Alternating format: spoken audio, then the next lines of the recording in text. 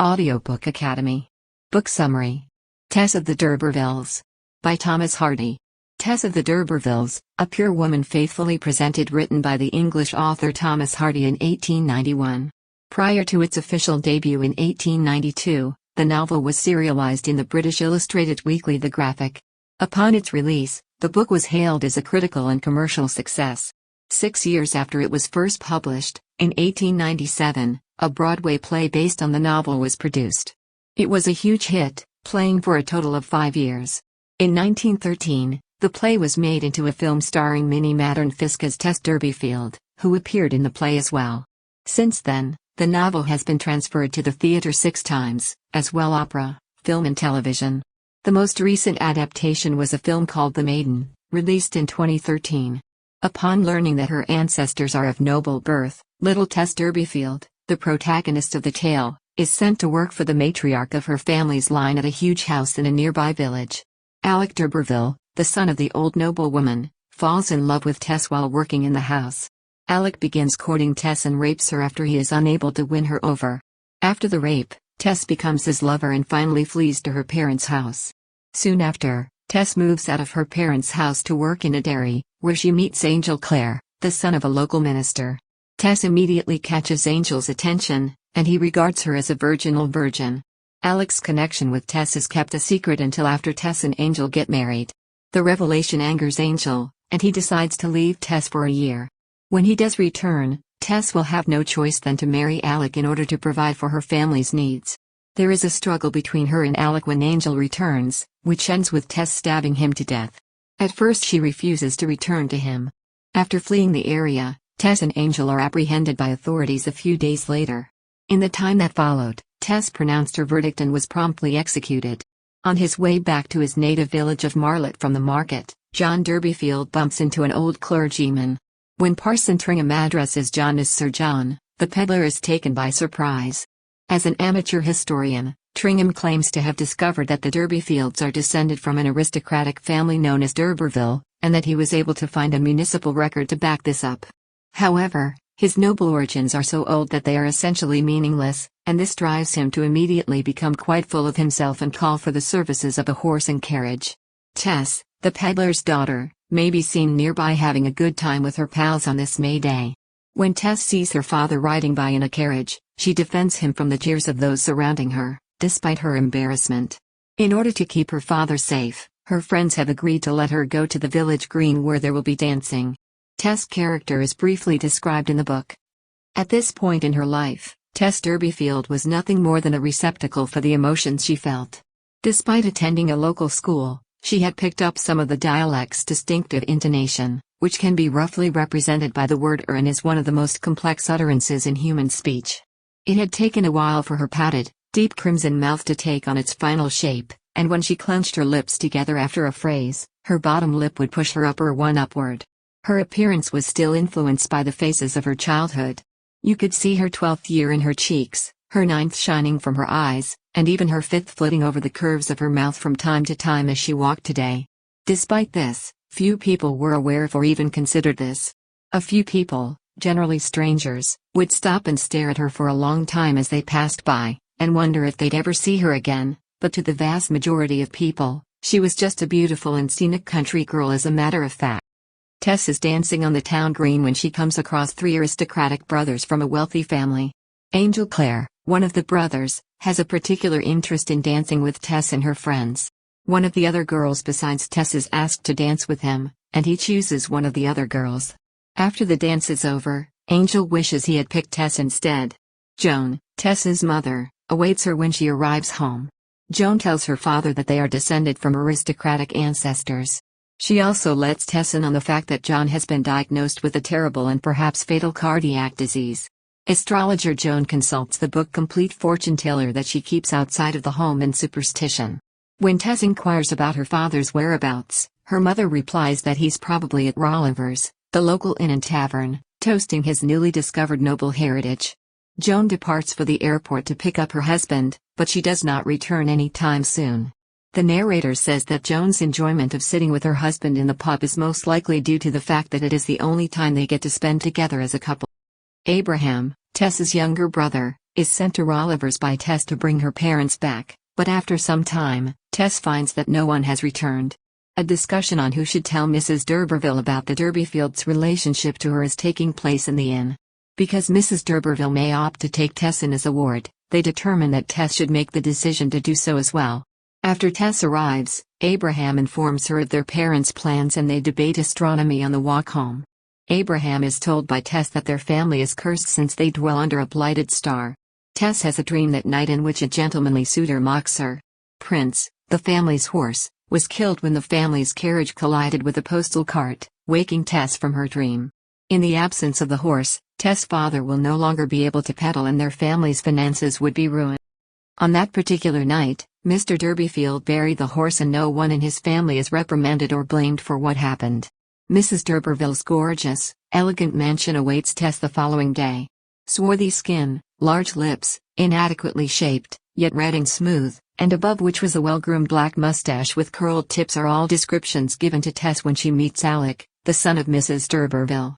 "My beauty," Alec calls Tess as he tells her that his mother is unable to see him because of his mother's illness. Alec promises to see what he can do to allow Tess to see his mother after she informs him that they are distant relatives. When Mrs. d'Urberville wrote to Tess, she invited her to come over and take care of her fowls. In order to help her family, Tess agrees to the deal. After her mother helps Tess get dressed and her father muses about how much he can get for selling the family title, Tess departs for the stately home.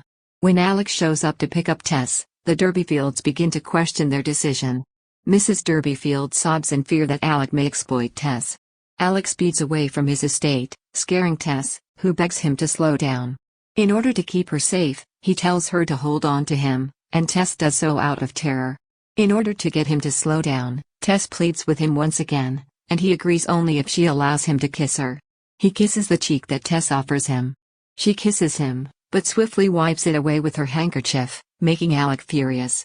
After a dispute, Tess decides to walk the rest of the way instead of taking a bus or taxi.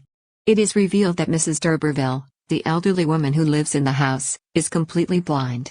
Tess's willingness to work for Mrs. d'Urberville appears to be unappreciated by the woman herself. To ensure the bird's well-being, Tess is instructed to whistle for the bullfinches once a day. Only later does Tess realize she has forgotten how to whistle, and Alec promises to teach her. Tess starts coming to town's market shortly after that. After a trip to the market, she and several pals wind up getting really intoxicated. When Alec comes, Tess accepts to be taken home by him because the friends are making her uncomfortable. On his horse, Alec rides deep into the woods as he reaffirms his desire to spend his remaining days with Tess.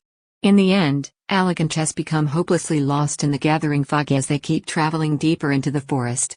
Alec leaves Tess' coat behind as he sets out to find out where they are. In the time it takes Alec to return, Tess has fallen asleep, which gives him the perfect chance to rape her. Tess establishes an intimate relationship with Alec out of fear and confusion. In the midst of her perplexity, she escapes the d'Urberville manor early one morning, realizing she no longer loves him. In the middle of the night, Alec comes across her and begs her to come back. In the end, Alec drives Tess back home. Then he goes and tells her to call him if she ever needs anything. When she's on her way home, Tess sees a sign painter working on a mural of biblical phrases. The sign he is working on reads, "Thy damnation slumbereth not," when she approaches him. If the painter really believes in the statements that are painted, Tess inquires. "I do," he assures her. She begins to share her concerns with him, but he suggests she consult with a local pastor instead. Tess returns to her house to discover her mother fuming about the fact she hasn't married Alec. When Tess questions Mrs. d'Urberville about why she never warned her about the risks of leaving, she finally gives in. Tess has returned to her parents' house and is making an effort to lead a regular life. Because of the rumors flying around town about her as Alec's mistress, she starts going out only at night to avoid running into anyone. Pregnancy is soon discovered to be Alec's child. After the birth of her child, she begins to strive to get her life back on track and overcome her sadness. Tess is worried that the baby will die before he can be baptized because of his illness. Sorrow was the name she gave him. An infant dies on the following morning, and the mother requests a Christian burial from the town clergyman. The clergyman allows Tess to bury the infant, and Tess follows through. For his grave, she crafts a little wooden cross herself. Tess's desire to leave Marland for a place where no one recognizes her grows as a result of what has happened to her. A milkmaid position at Talbot's dairy in a different town soon becomes available to Tess. Tess takes advantage of the fact that the dairy is so close to the D'Urberville estate because of this. Tess notices co-worker Angel Clare on her first day at the dairy. Angel is the son of a well-respected preacher, according to some of the women working with her. A dairy is where Angel's brothers work, but his preference for animals has brought him here. The narrator shifts from Tess's perspective to tell us about Angel's backstory at this time. Angel had 2 brothers, and although being the most gifted of the 3, he chose not to go to college because he did not want to follow in the footsteps of his father, a pastor. While in London, Angel discovered what he was looking for and had a brief encounter with an elderly woman. It was only after seeing farms around the country that Angel decided on a career in agriculture.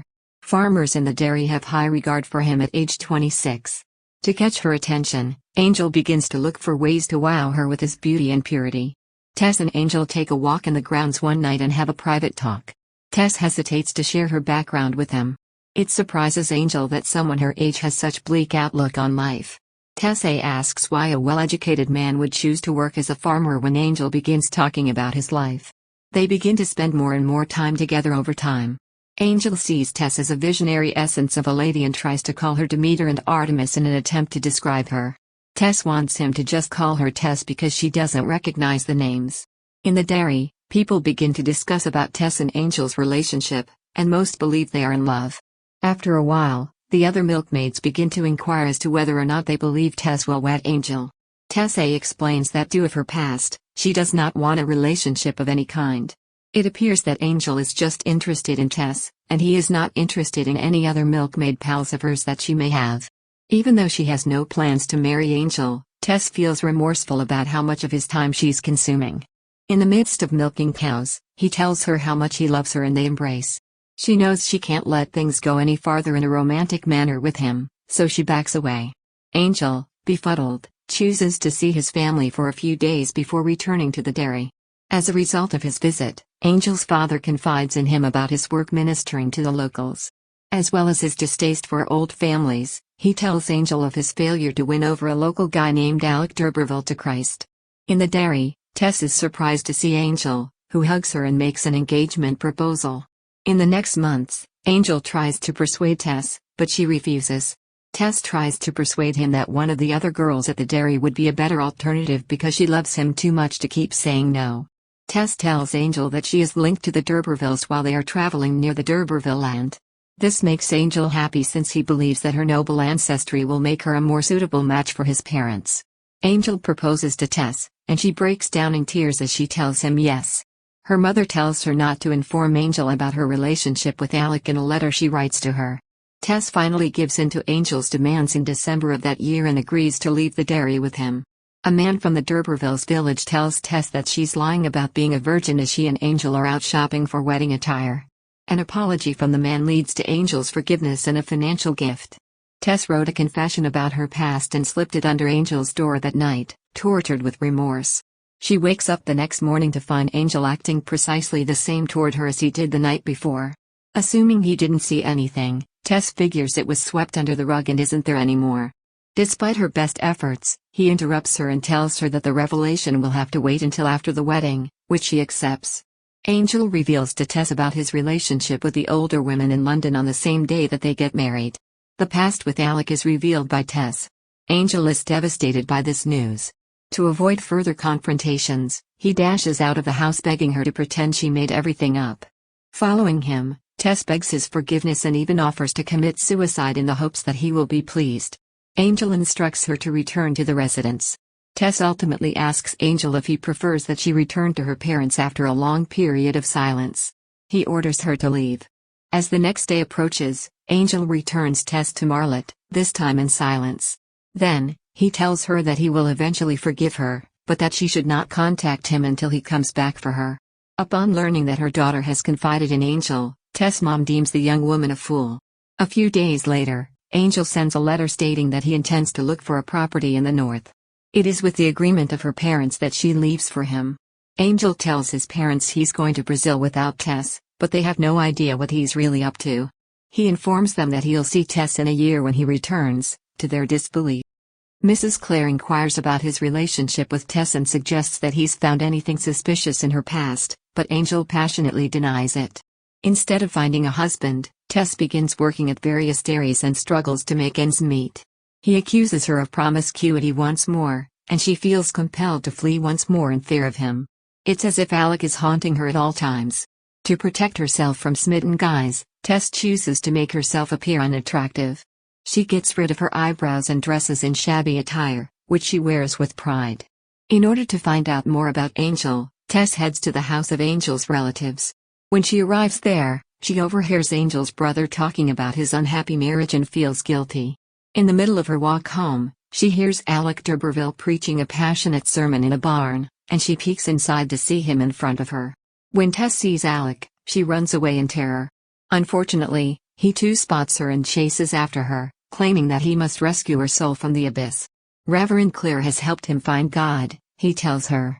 Angry at him for ruining her life and attempting to get her into paradise, Tess screams at him that he is a nasty person who is now trying to get her into heaven by converting. Since her spouse does not believe in it, she refuses to join his religion. Alec reveals that he's terrified of Tess and wants her to pledge that she won't try to get him to do something he is not ready to do again. As soon as she accepts his offer to depart with him, he shows up at her work a few days later and asks if she'd like to marry him. A mission to Africa, he proposes, would be a great idea for the two of them. To which he responds, "I'm sorry, but I'm already married."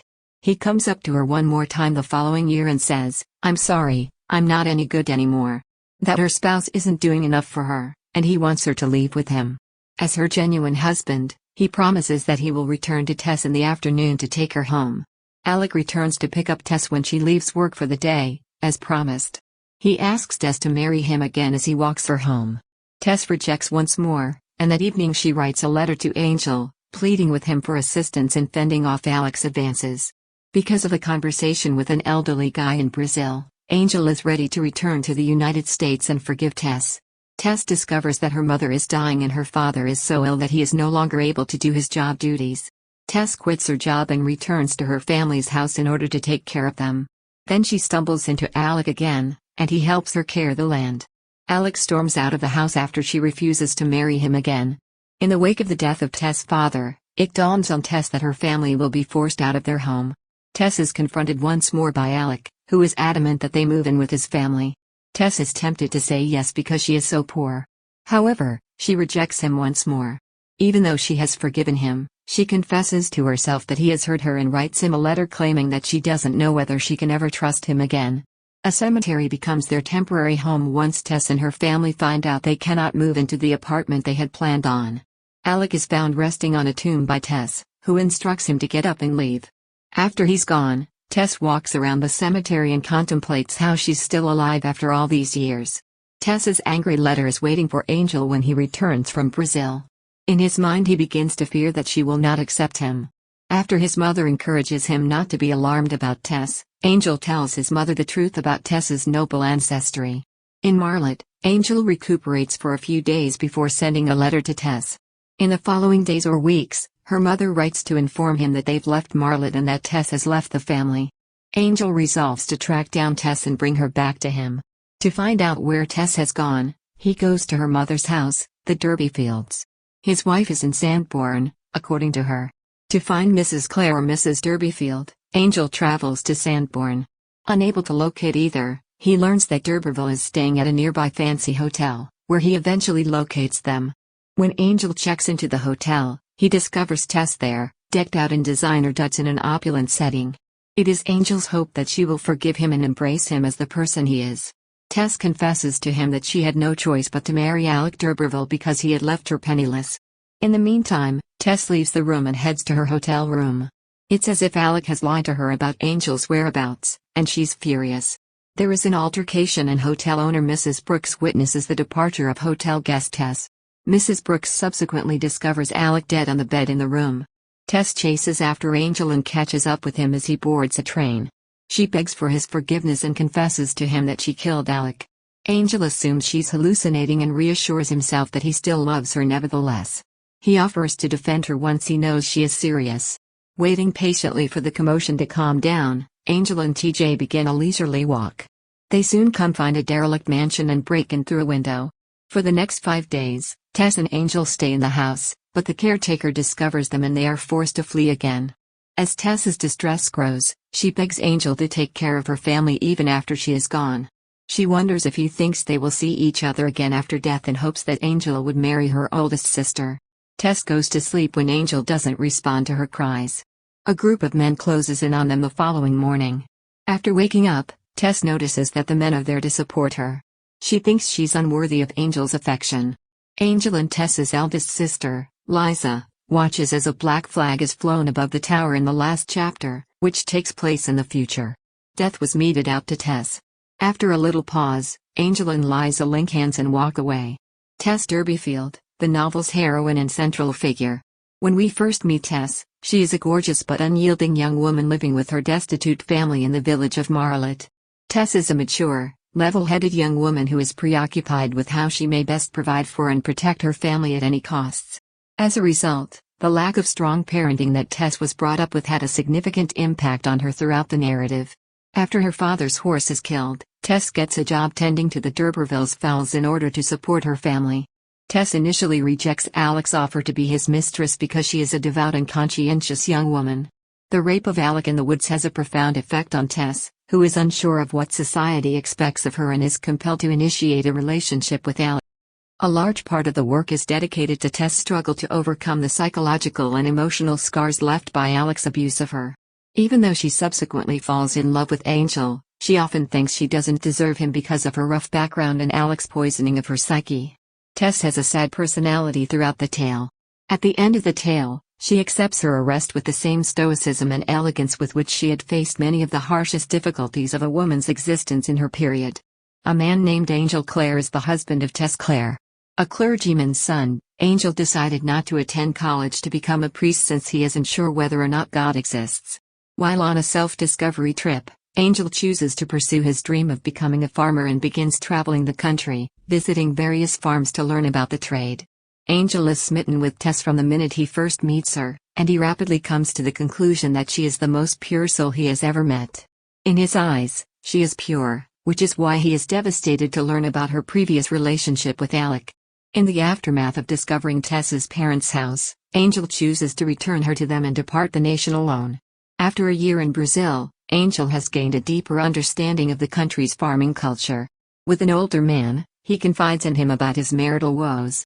According to the man, Angel is returning to town to seek revenge on him for the way he handled Tess. Beset by guilt, Angel begs his ex-girlfriend Tess to forgive him for abandoning her. As soon as he learns that she killed Alec, he resolves to help her depart the region and stay with her until the police finally catch up with her and apprehend her. Alec d'Urberville is the novel's primary antagonist. Alec, the son of a wealthy noble family, is spoilt since he is used to having everything he wants. When Alec first meets Tess, he immediately chooses to accept her as his mistress and lover. In the beginning, he tries to get her attention, but finally takes advantage of their time alone in the woods to rape Tess. Alec takes advantage of Tess time and time again, and when she finally decides to leave him, he becomes enraged. Alec tries to take advantage of Tess again when he finds her after Angel abandons her. He shows up on her doorstep and begs her to marry him. In comparison to Angel's, Alec's upbringing is less explored, but it is clear that he hasn't grown out of his tendency to erupt in rage the moment he is refused something he wants. A mistake by Alec leads to Tess marrying him since he fails to grasp that he cannot mislead her into falling in love with him. After their marriage, Tess brutally murders Alec. A peddler's wife, Joan Durbeyfield is Tess's mother. Joan has a strong sense of propriety and wants to give Tess a moral upbringing. In spite of this, she frequently engages in uncivil behavior and resents Tess for little transgressions. Even after learning the full truth about their relationship, Tess still refuses to marry Alec. When Mr. Durbeyfield dies and Tess takes over as the family's principal breadwinner, Joan changes her perspective on Tess and begins to show some leniency in her treatment of her. Stinsford, Dorset, England welcomed Thomas Hardy on June 2, 1840. He was raised by his well-read mother as a stonemason's son before starting school at the age of 8. Hardy's formal education stopped at the age of 16 because his family could not afford to pay for him to attend college. Apprenticeships with local architects followed. In 1862, he came to London and enrolled at King's College London as a student of architecture. Hardy had some success as an architect, but he turned his attention to writing as a hobby. In 1867, Hardy finished his first novel, The Poor Man and the Lady, but it was never published because Hardy's friend, Victorian poet George Meredith, urged him against seeking a publisher. Since then, Hardy's resumed his writing in 1871, resulting in the 1873 publication of the novels Desperate Remedies and Under the Greenwood Tree. With Emma Lavinia Gifford, Hardy married his first wife in 1873. His first commercially successful novel, Far from the Maddening Crowd, 1874, was the catalyst for him to give up his job as an architect and devote himself full-time to being a full-time writer. Yeovil, England, was where he and his wife established their home base and began producing some of his most famous work. 1878, Return of the Native. 2 on a Tower, 1882. It was in this home that Hardy penned The Mayor of Casterbridge, The Woodlanders, and possibly his most well-known work, Tess of the D'Urbervilles in 1886. 1891.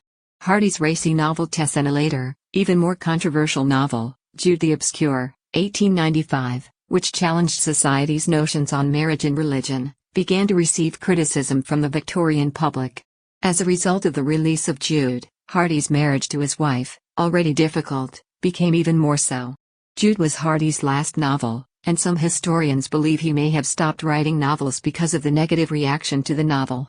In 1898, Hardy published his first collection of poetry, Wessex Poems. Only poetry was published by Hardy in the 20th century.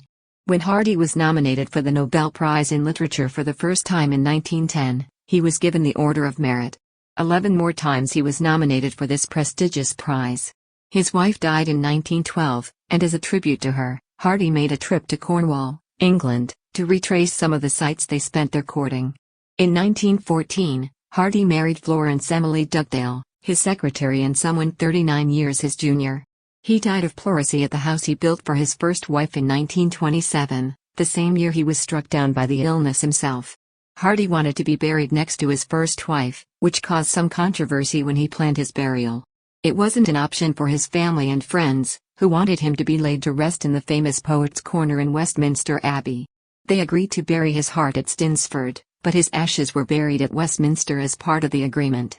Thank you for listening in Audiobook Academy. Don't forget to subscribe and smash that like button for more content like this. See you in next video.